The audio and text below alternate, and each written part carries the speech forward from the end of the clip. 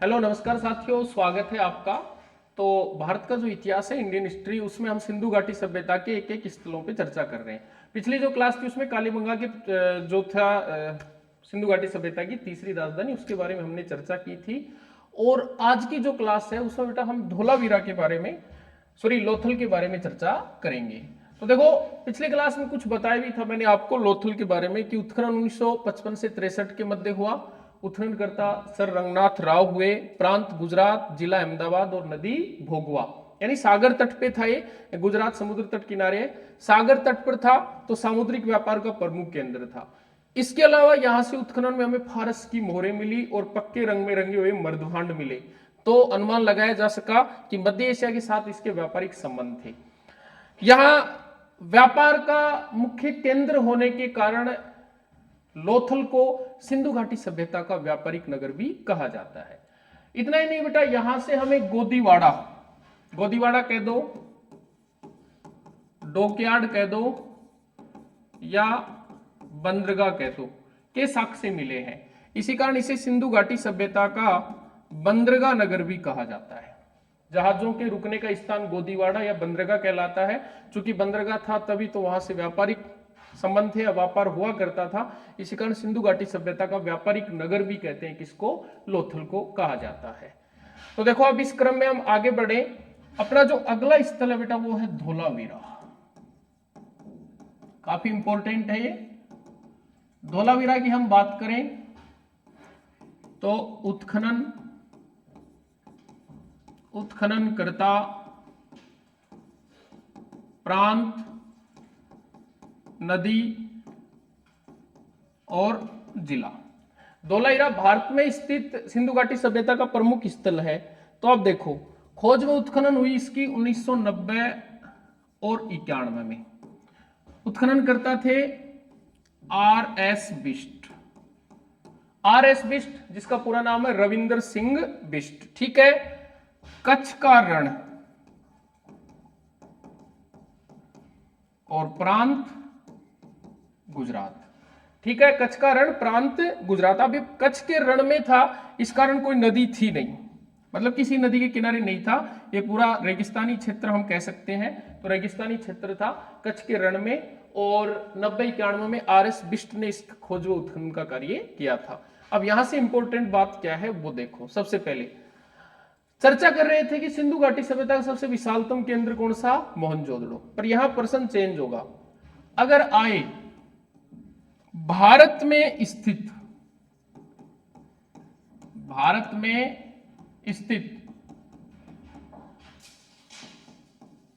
सिंधु सभ्यता का सबसे विशालतम स्थल या विशालतम केंद्र, तो भारत में स्थित सिंधु घाटी सभ्यता का सबसे विशालतम केंद्र कौन सा है? तो विशालतम केंद्र धोलावीरा है। और वैसे अगर पूछे सिंधु घाटी सभ्यता का सबसे विशालतम या बड़ा केंद्र, तो उत्तर होगा मोहनजोदड़ो, ठीक है। यहां से उत्खनन में 16 जलाशय मिले हैं। कितने जलाशय मिले हैं? 16 जलाशय मिले हैं। अतः इसे सिंधु घाटी सभ्यता का जलाशय नगर भी कहा जाता है या जलाशयों का नगर भी कहा जाता है। इसके बारे में एक विशेष बात है बेटा, वो सुनो। ये जो सभ्यता है सिंधु घाटी सभ्यता, जितने भी नगर हमें मिले 2 भागों में थे। कितने भागों में थे? 2। एक प्रथम नगर जिसको यानी कीला नगर कहा गया, दूसरा द्वितीय नगर जिसको कहा गया निचला नगर। जो कीला नगर होता था उसमें शासक परिवार के लोग रहते थे, शासक खुद रहता था, राजा रहता था। और निचला नगर जिसमें आम प्रजा रहा करती थी। पर बेटा विशेष ध्यान देने योग्य बात क्या है? धोलावीरा 3 भागों में है। बाकी सब कितने में थे? 2। ये 3 भागों में है। तीसरा नगर है, उसे इतिहासकारों ने मध्यमा नगर नाम दिया है। मध्यमा नगर की अवधारणा मध्यमा नगर की अवधारणा केवल और केवल, ध्यान रखना, धोलावीरा से ही प्राप्त होती है। विशेष बात है बेटा, समझनी पड़ेगी अपने को इस चीज को, ठीक है। यहां किसका निवास था? तो राजा या शासक के संबंधी राजा या शासक के संबंधी या फिर अधिकारी कर्मचारी।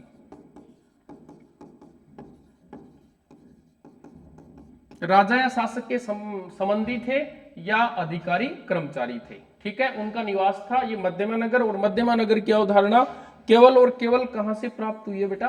वो धोलावीरा से प्राप्त हुई है। देखो, धोलावीरा स्थापत्य की दृष्टि से सबसे सुंदर नगर था। आप कहोगे कैसे था? तो व्यापक दुर्गबंदी थी, समानांतर सड़कें थी,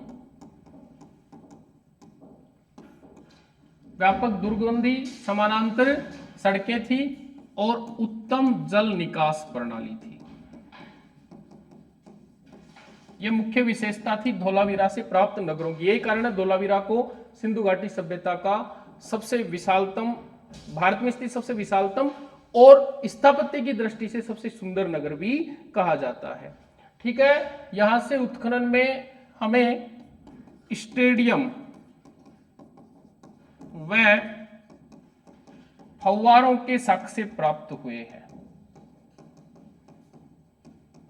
धोलावीरा से हमें स्टेडियम और फव्वारों के साक्ष्य मिले हैं। धोलावीरा भारत में स्थित सिंधु घाटी सभ्यता का सबसे विशालतम केंद्र है और धोलावीरा स्थापत्य कला की दृष्टि से सबसे प्रसिद्ध नगर है और धोलावीरा 3 भागों में बसा हुआ सिंधु घाटी सभ्यता का एकमात्र नगर है। आगे हम चर्चा करें तो बेटा अगला जो अपना केंद्र वो है बनवाली, या फिर इसको कह सकते हैं बनावली। ठीक है, इसका उत्खनन 1973 में किसके नेतृत्व में हुआ? उत्खननकर्ता RS बिष्ट, प्रांत हिसार हरियाणा, और नदी रंगोई। देखना स्पेशल बात क्या है, विशेष बात क्या है। 1973 में RS बिष्ट के नेतृत्व में बनावली हिसार हरियाणा में यह स्थल खोजा गया, उत्खनन हुआ रंगोई नदी के किनारे। अब विशेष बात क्या है, अगर पूरी सिंधु घाटी सभ्यता की बात करें तो इसका महत्वपूर्ण पक्ष क्या है?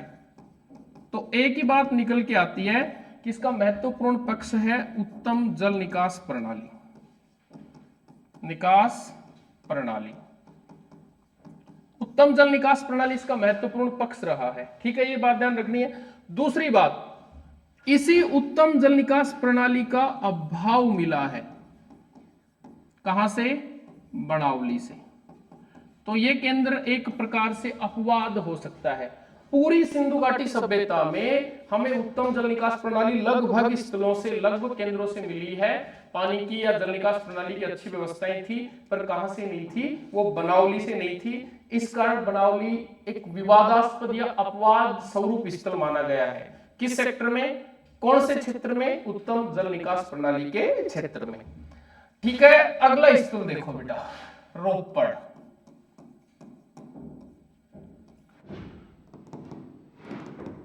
उत्खनन, उत्खननकर्ता और प्रांत। ये रोपड़ पंजाब में है। इंपॉर्टेंट क्यों है देखो, 1955 और 56 YD शर्मा 1955-56 में यज्ञदत्त शर्मा के नेतृत्व में इसके खोज उत्खनन का कार्य हुआ। ठीक है, ये पंजाब में है और सतलज नदी के किनारे है। यानी नदी पूछे तो बताना है सतलज। दोबारा देख लो, रोपड़ 1955-56, उत्खननकर्ता YD शर्मा, प्रांत पंजाब और नदी सतलज। अब बात करें यहां विशेष क्या है। एकमात्र स्थल जहां से हमें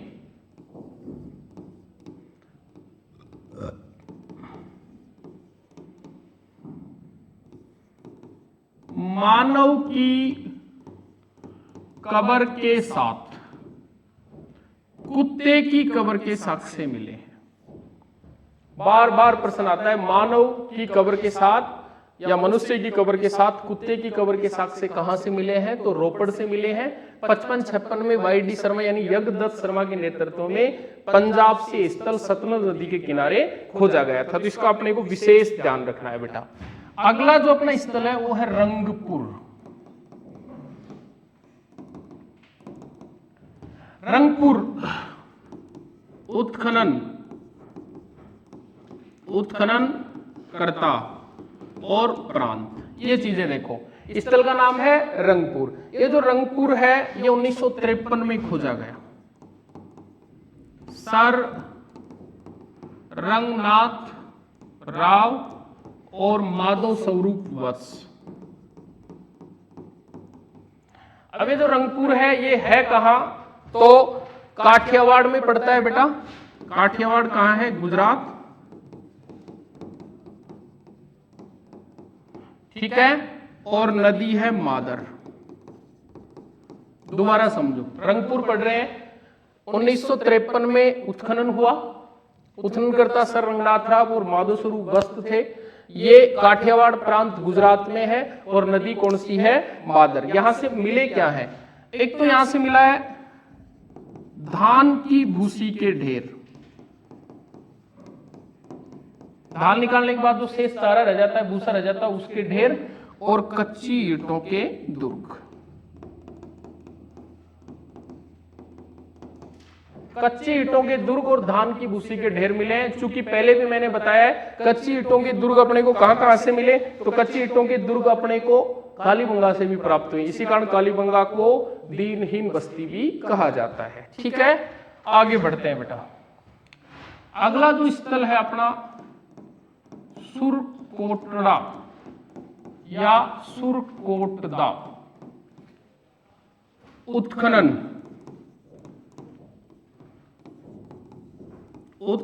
करता और प्रांत। इसके बारे में बात करें तो 1972-74 जगपति जोशी के नेतृत्व में 1972 और 74 में इसका उत्खनन हुआ और इसका संबंध कच्छ के रण गुजरात से है।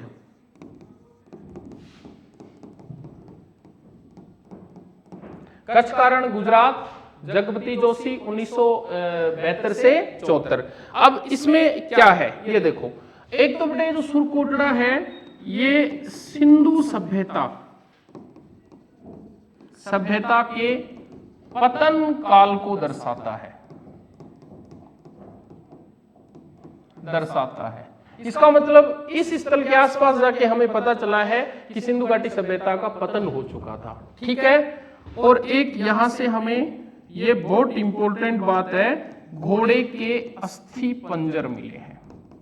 बार बार परीक्षाओं में आने वाला प्रश्न है, घोड़े के अस्थि पंजर किस सिंधु सभ्यता स्थल से प्राप्त हुए हैं? तो आपको बताना है सुरकोटड़ा से प्राप्त हुए हैं। तो आज की जो क्लास थी इसमें हमने जो बचे हुए मुख्य स्थल थे उनके बारे में चर्चा की है। अगली जो क्लास होगी उसमें सिंधु घाटी सभ्यता से जुड़े महत्वपूर्ण तथ्यों पर चर्चा करेंगे जो परीक्षा उपयोगी है और हमारे लिए जानना बहुत जरूरी है।